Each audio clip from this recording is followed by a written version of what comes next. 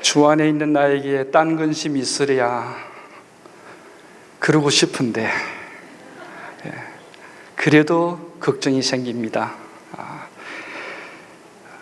기쁜 우리 교회 귀한 말씀을 준비를 하면서 어떤 말씀이 좋을까 생각하다가 누가복음 15장을 택했습니다. 우리가 잘 아는 탕자의 얘기가 있는 귀한 우리 주님 예수님의 비유의 장들입니다. 이 15장에 보면 세 가지 비유가 나옵니다. 첫 번째는 100마리 양 중에서 한 마리 잃어버린 양입니다. 그런데 그 양을 찾고 난 뒤에 성경은 이렇게 얘기를 합니다. 이 죄인 한 사람이 회개하면 하늘에서는 회개할 것 없는 의인 99으로 말미암아 기뻐하는 것보다 더하다. 잃어버린 것을 찾는 것이 99마리 남겨놓은 것보다도 더 크고 하늘에서 하나님의 아버지가 마음을 굉장히 기쁨을 받으신다는 것입니다. 두 번째 비유는 10개의 언전 중에 한 언전입니다. 한 언전을 잃어버렸습니다. 그런데 찾았습니다. 그러자 성경은 이렇게 얘기합니다.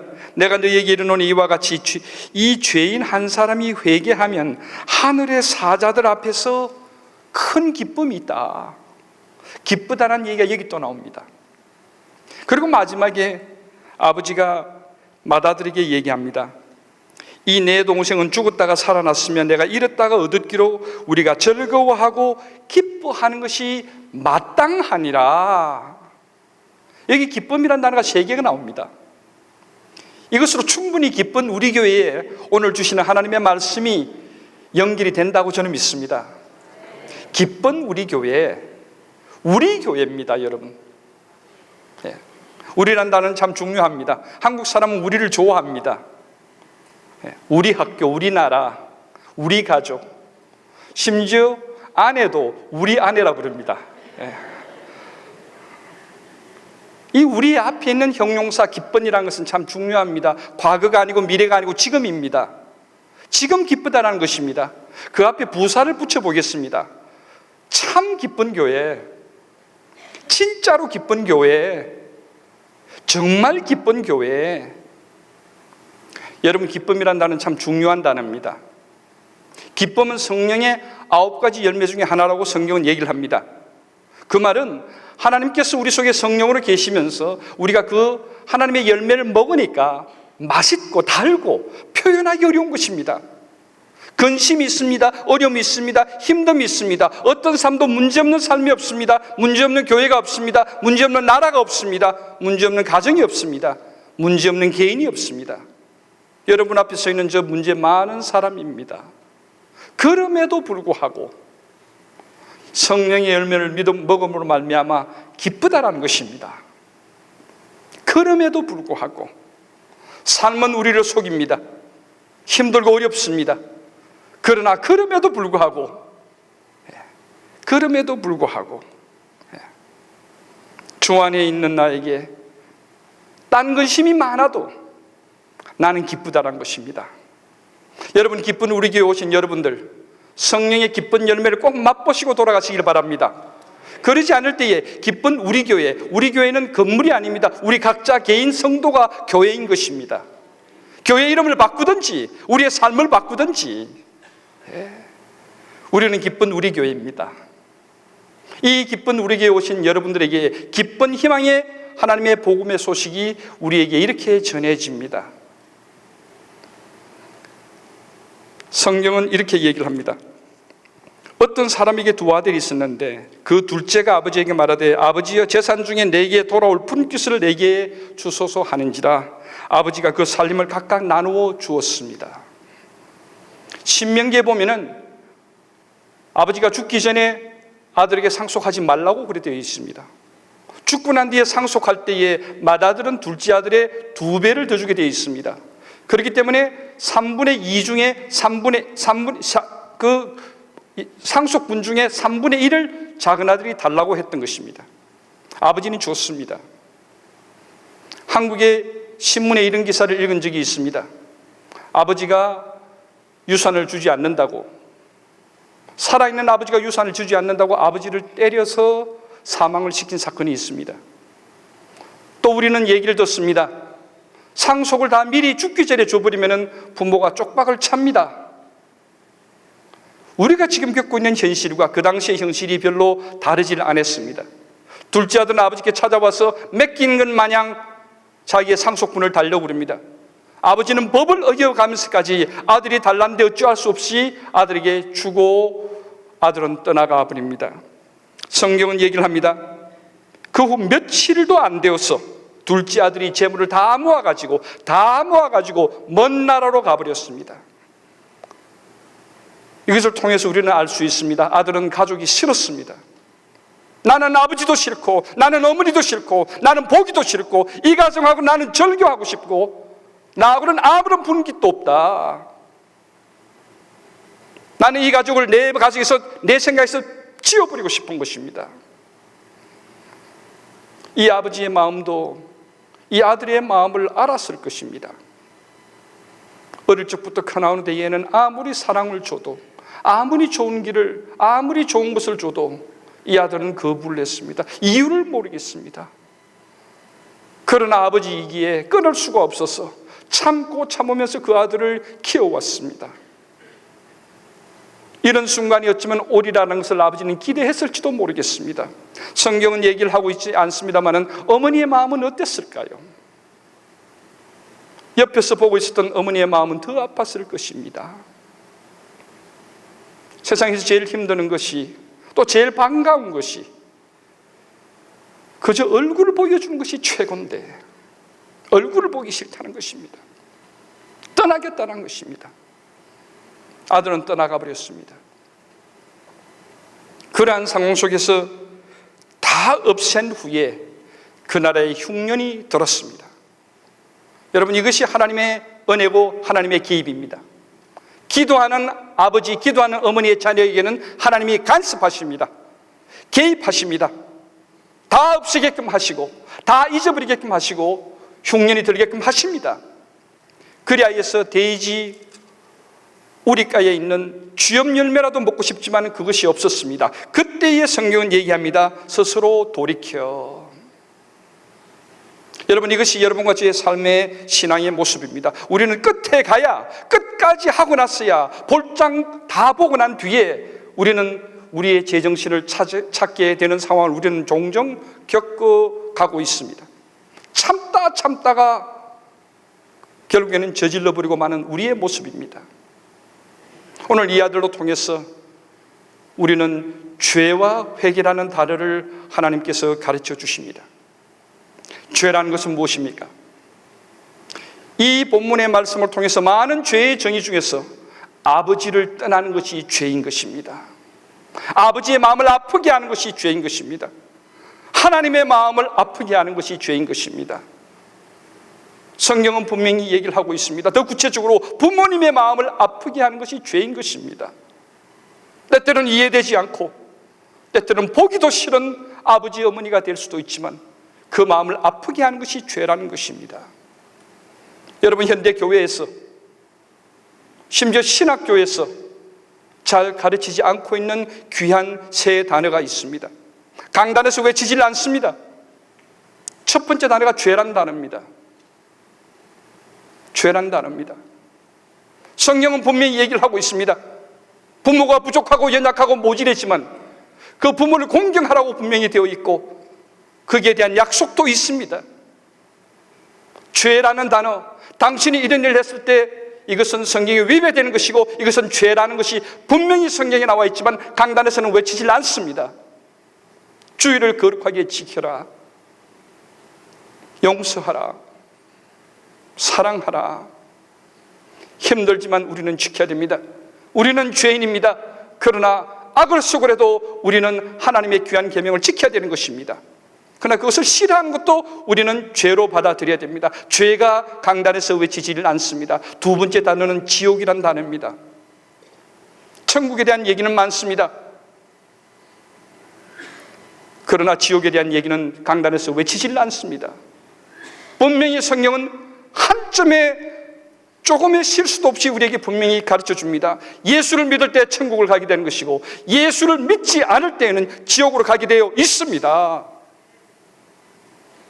분명히 성경은 우리에게 얘기를 하고 있습니다. 논리적으로 따질 문제가 아닙니다. 이해가 되느냐 되지 않느냐가 문제가 아닙니다. 내가 이해가 되든 안 되든, 내가 겪었든 겪질 않든 지옥은 분명히 존재하고 있는 하나의 실체인 것입니다. 여기에 대한 얘기가 강단에서 외쳐지질 않습니다. 신학교에서는 강의하기도 싫어합니다. 세 번째 단어는 재림이라는 단어입니다. 여러분, 이 시간도 우리 주님이 이 시간 재림하실 수 있다고 믿으십니까? 확실히 믿으십니까? 여러분, 주님의 약속인 것입니다. 보라, 내가 곧 오리라. 아멘. 주 예수여 시옵소서. 여러분, 강단에서 재림의 얘기가 흔치가 않습니다. 많이 외치지질 않습니다. 우리는 하나님의 말씀을 말씀으로 받아들여야 될 것입니다. 그러고 난 뒤에 우리의 삶 속에 모든 근심, 걱정을 지고 이겨나갈 수 있는 기쁨이 우리에게 있는 것입니다. 이러한 귀한 하나님의 인도하심이 이 귀한 아들에게 있었습니다. 스스로 돌이켰습니다. 그러자 아들은 얘기합니다. 일어나 아버지께로 가서, 일어나 아버지께로 가서. 이것이 회개인 것입니다. 여러분, 우리는 일어나서 아버지께로 돌아가는 삶을 살아야 되는 것입니다. 우리의 잘못 가운데서, 내가 싫어하는 사람 가운데서 그 사람에게 일어나 가서 욕을 들을 수가 있습니다. 뺨을 맞을 수가 있습니다. 저도 그런 일을 겪었습니다. 같은 동료였습니다. 그렇게 싫어할 수가 없습니다. 나는 잘못한 적이 없습니다. 그러나 나를 그렇게 미워합니다. 너무나 믿고 속이 아팠습니다. 기도는 됩니다. 그러나 그 사람을 멀리 봤을 때에, 그 사람을 보기만 봐도 내 가슴은 벌렁벌렁거렸습니다. 여러분, 저는 그렇게 기도드렸습니다. 하나님, 저 사람이 천국을 간다 그러면 나는 그 천국을 가지 않겠습니다. 다른 천국을 만들어 주세요. 얼마나 미웠으면, 얼마나 싫었으면. 그러나 그 사람께 찾아갈 수 있었습니다. 열해가 지난 후에 손을 잡을 수가 있었습니다. 여러분, 이것이 여러분과 제가 기쁜 믿음의 우리 교인으로서 우리가 해야 되는 일입니다. 문 앞에서 문전박대를 당하고 내가 만났을 때 뺨을 맞더라도 우리 아버지 기뻐하시는 일이라면은 일어나서 아버지께 돌아가는 것, 이것이 회개인 것입니다. 입으로 사죄를 강구하는 것이 아닙니다. 우리는 사죄를 아침에 드렸습니다. 그러나 이제 남은 시간 동안에, 남은 한 주간 동안에 우리는 그것을 일어나서 그들에게 가고 그 상황 속에 들어가서 아버지께로 돌아가는 것이 참 회개인 것입니다. 이러한 아들이 돌아왔습니다. 이에 일어나 아버지께로 돌아갔습니다. 아직도 거리가 먼데 아버지가 그를 보고 측은히 여겨 달려가서 그를 안고 입을 맞췄습니다. 이제 아버지로 넘어옵니다. 아버지, 아들을 기다렸습니다. 서쪽에 해만 지면은 해 지는 방향으로 언덕을 향해서 혹시나 아들이 올까. 어느 날 어떤 사람이 왔습니다. 남루하고 떠날 때 그 당당했던 그 모습은 없어지고 거지의 상거지 모습으로 돌아오는 아들의 모습. 그러나 아버지는 알았습니다. 그 아들을 기도 중에 기다리고 있었습니다. 멀리서도 알아볼 수 있었습니다. 달려갔습니다. 껴안았습니다. 중동의 아버지의 모습이 아닙니다. 아버지의 가지고 있는 모든 권위를 벗어버렸습니다. 체면을 벗어버렸습니다. 사랑하는 아들을 위해서, 사랑하는 가족을 위해서 누가 뭐라 그러더라도 나는 내 아들을 찾았다. 하나님이 내 기도를 들어주셨다. 내 아들이 나에게 돌아왔다. 여러분, 측은히 여기다라는 단어, 긍휼이라는 단어의 의미입니다. 영어로 이해를 하면 더 이해가 좋습니다. compassion입니다. com이라는 단어는 함께 하다는 뜻입니다. passion이라는 것은 아픔이라는 것입니다. 아들의 아픔을 아버지가 이해한다는 것입니다. 함께 한다는 것입니다. 기다리는 아버지의 마음은 어땠겠습니까? 기다리는 어머니의 마음은 어땠겠습니까? 하루라도 편히 잠을 잤겠습니까? 오늘은 어느 곳에 있을지, 내일은 어느 곳에 있을지, 내가 키웠고 내가 먹였고 내가 젖먹여서 키울 때부터 지금까지 알아봤는데 제가 가져간 돈 얼마 있어서 다 없어져 버릴 것이고 허랑방탕할 것이고 창기와 더불어 서버렸을 것이고 지금은 갈 데 없고 올 데 없을 것인데 집으로 오고 싶지만 돌아오지 못하는 저 아들의 마음, 그것을 생각할 때마다 어머니의 입에 밥이 넘어갔겠습니까? 그러던 그 아들이 돌아온 것입니다. 아버지는 묻지를 않았습니다. 회개하기 전에 용서부터 먼저 했습니다. 회개가 필요 없었습니다. 아들을 본 것만으로도 만족이 되었던 것입니다. 여러분, 우리 믿는 사람의 생활 가운데서는 이런 신앙의 반전이 필요한 것입니다. 하나님께서 여러분과 오늘 우리 모두의 삶 속에 신앙의 새판을 짜시기를 원하십니다. 여러분, 하나님 아버지께 돌아가시는 여러분과 제가 되었으면 좋겠습니다. 아버지는 종에게 이르되 제일 좋은 옷을 내어다가 입히고 손에 가락지를 끼우고 발에 좋은 손을 신기고 제일 좋은 곳으로 아버지의 마음은 그 아들에게 밖에는 없었습니다. 그리고는 살찐 송아지를 끌어다가 잡으라 그랬습니다. 여기에 원어에 자세히 가보면 그 살찐 송아지라고 그랬습니다. 아버지는 그 아들이 돌아올 줄을 알았습니다. 기다리고 있었습니다. 송아지를 하나 잡았습니다. 옆에 준비를 했습니다. 길렀습니다. 그 송아지가 크면 소가 되면 다시 보내고 다른 송아지를 가져와서 또 길렀습니다. 그래서 그 송아지라는 뜻입니다. 그 송아지를 가져와라. 잡았습니다. 잔치를 벌였습니다. 이 아버지가 얘기를 합니다. 내가 이랬다가 얻었기로 우리가 즐거워하고 기뻐하는 것이 마땅하다.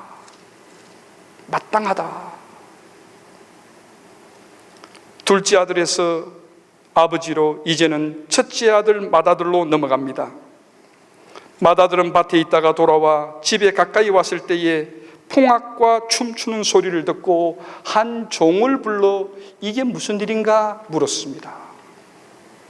우리가 잘 아는 내용의 스토리입니다. 맏아들, 집안의 당자입니다. 둘째 아들은 집든한 당자고 맏아들은 집안의 당자였습니다. 아버지와의 관계가 친밀하지를 않았습니다. 바깥에서 돌아왔는데 집에서 풍악 소리가 나면은 아버지와 관계가 편했다면은, 좋았다면은, 가까웠다면은 아버지께 물어봤을 것입니다. 그런데 그의 종을 불러서 물어봤습니다. 종이 대답을 합니다. 당신의 동생이 돌아왔음에 당신의 아버지가 건강한 그를 다시 맞아들이게 됨으로 인하여 그 살찐 송아지를 잡았습니다 라고 얘기했습니다. 여러분, 여기에 보면은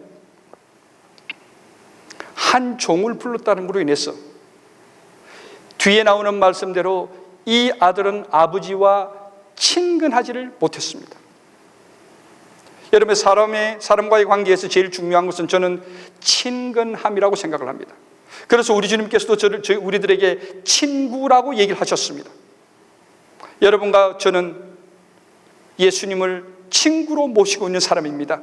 다른 말로 얘기를 드리면 예수님의 말씀이 우리에게는 친근하고 예수님의 삶이 친근하고 나와 함께 하심이 친근하고 친밀하다는 것입니다. 여러분도 여러분의 가정 식구들과 가족들과 더불어서 친근해지시기를 바랍니다. 이 아들은 그 아버지와 그러지를 못했습니다. 모든 관계에 제일 중요한 것은 친근해야 편함이 있고 솔직해집니다. 자신의 본 모습이 나옵니다. 그런데 이 아들은 그러지를 못했습니다. 그러자 그가 노하여 들어가고자 하지 아니하거늘 아버지가 나와서 권한대 아버지께 대답하여 이르되 내가 여러 해를 아버지를 섬겨 명을 어김이 없거늘 내게는 염소 새끼 하나라도 잡아서 내 친구들과 더불어서 같이 잔치하지를 않으셨는데 아버지께서는 아버지의 살림을 장내들과 함께 삼켜버린 이 아들이 돌아오매 그 살찐 송아지를 잡았습니다. 화가 났습니다. 여러분, 여기 보십시오. 종이 얘기를 합니다. 당신의 동생이 건강한 모습으로 왔어. 당신의 동생을 위해서 잔치를 베풀었다. 당신의 동생이라고 그랬습니다. 그런데 이 형은 뭐라고 그럽니까? 아버지께 이렇게 얘기합니다. 이 당신의 아들이, 이 아들이 아버지 아들이지 내 동생은 아니라는 것입니다.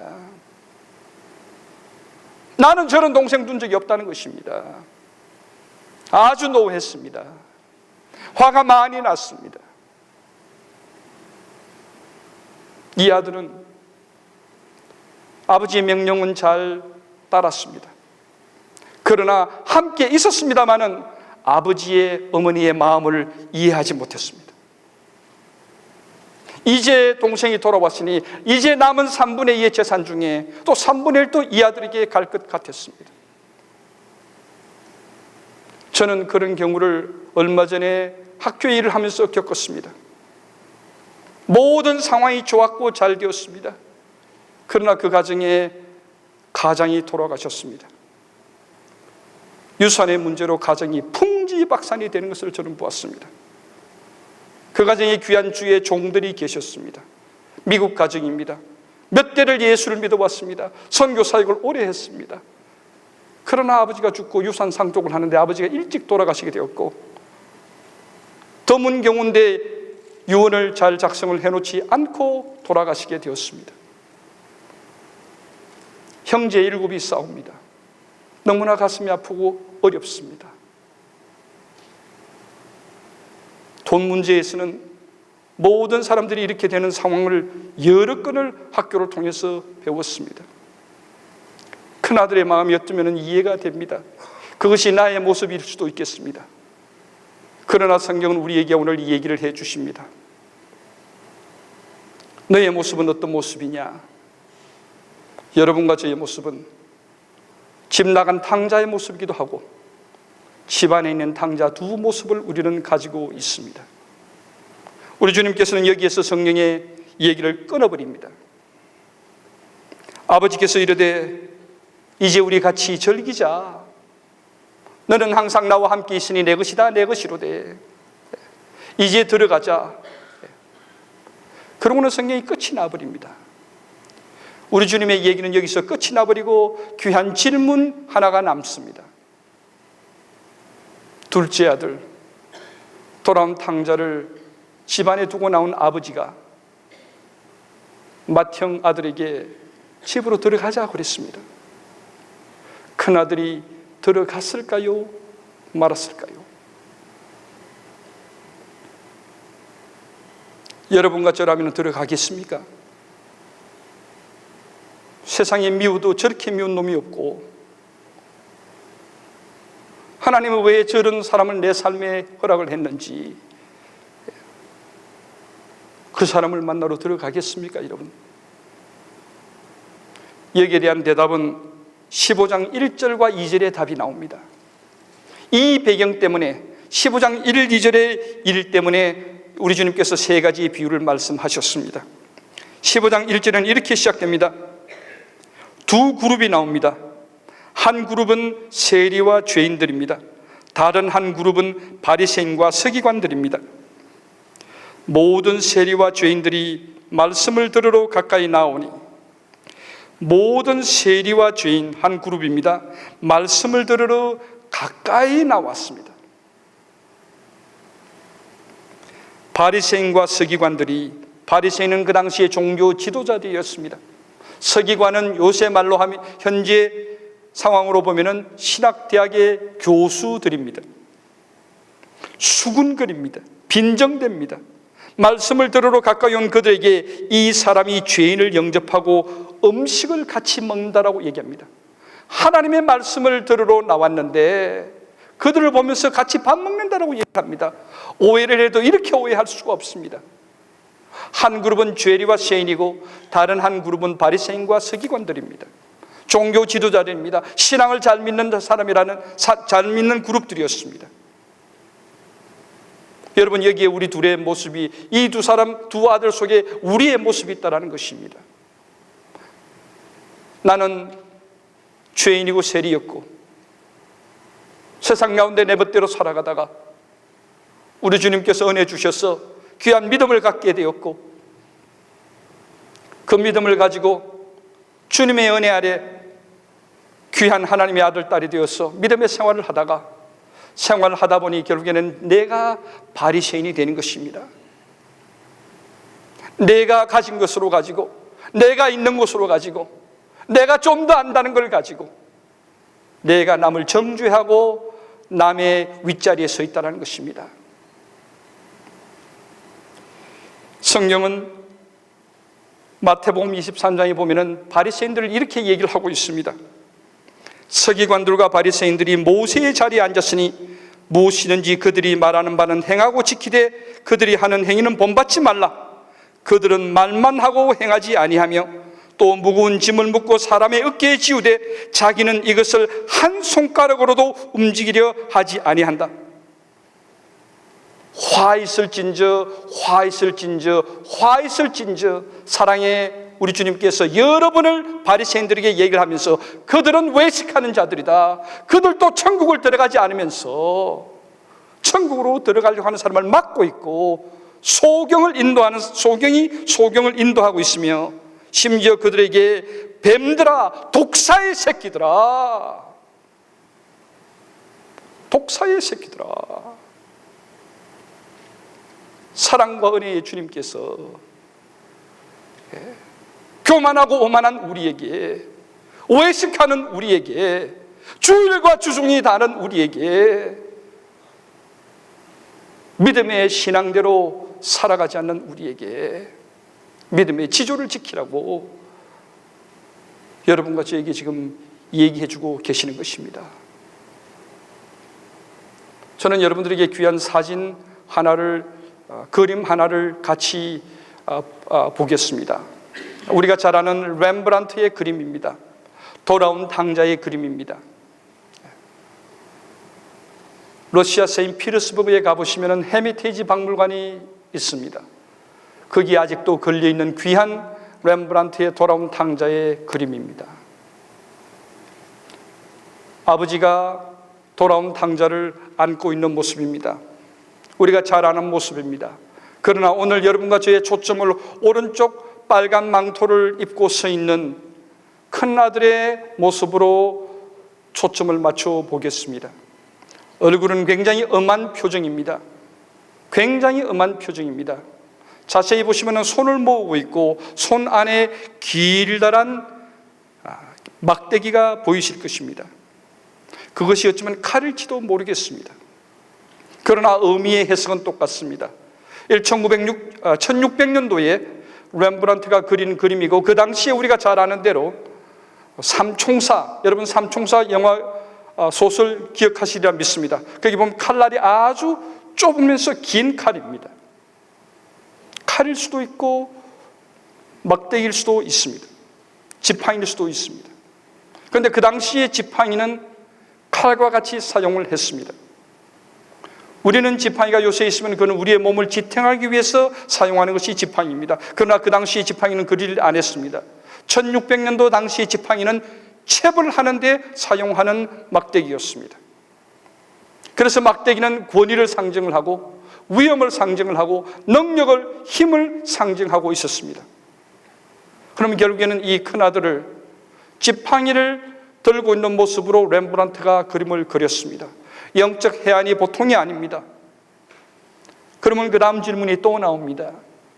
그 아들이 그 지팡이 아니면 그 칼로 가지고 무엇을 했겠습니까? 때리거나 찔러 죽였습니다. 둘째 동생을, 집으로 돌아온 동생을 찔러 죽였겠습니까? 아닙니다. 아버지를 때려 죽였습니다. 아버지를 찔러 죽였습니다. 성경은 그것을 우리에게 얘기를 하고 있지 않습니다. 예수님은 여기에서 바로 당신의 비유를 끝내십니다. 그러나 우리는 압니다. 아버지이신 예수님을 맏아들 바리새인 서기관들이 예수를 찔러 죽입니다. 맏아들이 아버지를 찔러 죽인 것입니다. 여러분, 사랑하는 기쁜 우리 교회 성도 여러분, 때때로 우리가 우리의 가정 안에서, 우리의 삶 속에서 우리 주님 예수를 찔러 죽이고 있는 것입니다. 여러분이 이 세상에 무엇을 남기기를 원하십니까? 귀한 것을 남기기를 원하신다는 걸 잘 압니다. 저도 그러고 싶습니다. 그러나 예수 믿는 사람이라면 이 세상에 남길 것보다도 내가 눈 감는 그 순간 우리 주님 앞에 나의 첫말이 무엇이 될까를 고민하고 기도하는 귀한 여러분과 저가 되었으면 합니다. 여러분의 가정에서, 여러분의 삶 속에서 여러분의 자랑이 무엇입니까? 부가 됩니까? 좋은 차가 됩니까? 여러분의 자녀가 됩니까? 좋습니다. 여러분의 귀한 자녀를 여러분들이 세상에 내어놓을 때에 어떤 모습으로 여러분이 내어놓습니까? 귀한 전문직을 가진 우리 아들이다, 이런 일을 하고 있는 우리 아들이다, 그 아들이 내 얼굴에 검칠해 주기를 여러분은 원하십니까? 그것이 하나님을 기뻐한다고 생각을 하십니까? 진정 여러분들과 제가 원하는 우리 자녀들의 삶, 우리 주변의 삶은 내 아들이 과연 예수 믿느냐는 것입니다. 내 아들이 과연, 내 딸이 과연 예수를 믿는 딸이냐는 것입니다. 내 손자가 이 학교의 명문대학에 좋은 일을 하고 있다는 것이 여러분 앞에 중요한 사건이십니까? 일이십니까? 그러나 더 중요한 것은 그 아들이 예수 믿는 손자라는 것입니다. 예수 믿는 아들이라는 것입니다. 아들과 딸의 관계가, 부모지간의 관계가 쉽지가 않습니다. 저도 압니다. 그러나 그 아들을 참아줬던 이 아버지의 모습이 이제 우리의 모습이 되어야 되는 것입니다. 오늘 성경에 나오는 세 모습, 첫 번째 집 떠난 탕자의 모습이 내 모습이고, 두 번째 집 안에 있는 탕자의 모습도 내 모습이고, 세 번째 그것을 받아들이고 있는 아버지의 모습도 여러분과 나의 모습이 되어야 된다는 것입니다. 참아주는 것입니다. 맞아주는 것입니다. 기다려주는 것입니다. 받아주는 것입니다. 구체적으로 따져서 네가 왜 이랬느냐 저랬느냐, 가족은 따질 때에 깨는 것밖에는 남는 것이 없습니다. 여러분, 우리 아버지가 나를 받아주셨던 것과 같이 나도 사랑하는 내 주변에 있는 내 이웃들, 내 가정, 내 형제, 내 부모 이유 없이 받아주십시다. 우리 주님께서 천국에 우리를 이유 없이 받아주실 것입니다. 죄 많고 죄 많은 우리들, 이 시간도 하늘 문 여시고 우리를 쳐다보시면서 내 마음 속에서 늘 거주하시며 복잡하고 좁고 더럽고 추한 내 마음 속에 계시면서 내 마음을 읽어가 주시는 우리 주님의 마음 속에 기쁨과 감사를 드리는 여러분과 저가 되십시다. 쉽지 않습니다. 어렵습니다. 속이 뒤틀립니다. 그러나 우리는 할 수 있습니다. 우리 속에 기쁨의 열매를 먹으면서 우리는 이 한 주간도 우리 생애 최고의 한 주간이 되실 것입니다. 기도드리겠습니다. 은혜의 아버지 하나님, 감사합니다. 고맙습니다. 죄송하지만 너무나 고맙습니다. 좋은 교회 주시니 감사합니다. 좋은 담임 목사님 주시니 고맙습니다. 좋은 귀한 믿음의 지도자들 주시니 감사합니다. 하나님, 좋은 믿음의 동력자들 주시니 감사합니다. 하나님, 좋은 가정 주셔서 감사합니다. 좋은 아버지 주셔서 감사합니다. 좋은 어머님 주셔서 감사합니다. 좋은 아들, 딸 주시니 감사합니다. 좋은 남편 주셔서 감사합니다. 좋은 아내 주시니 감사합니다. 좋은 가정 주시니 감사합니다. 좋은 나라 주셔서 감사합니다. 좋은 생업 주시니 감사합니다. 하나님, 더 나아가서 건강이 힘듭니다. 그래도 감사합니다. 호주머니가 비었습니다. 그래도 감사합니다. 하나님, 오해를 받고 힘이 듭니다. 하나님, 체류가 어렵습니다. 그래도 감사합니다. 하나님, 눈앞이 캄캄합니다. 그래도 감사합니다. 하나님, 무엇을 어떻게 해야 될지 모르겠습니다. 렌트를 내야 됩니다. 돈이 없습니다. 그래도 감사합니다. 무엇보다도 나의 주님 되시고 얼굴과 얼굴을 곧 맞이할 우리 주님 예수님 주시니 감사합니다. 그 예수님 귀한 이름으로 감사드리며 간절히 기도드립니다. 아멘.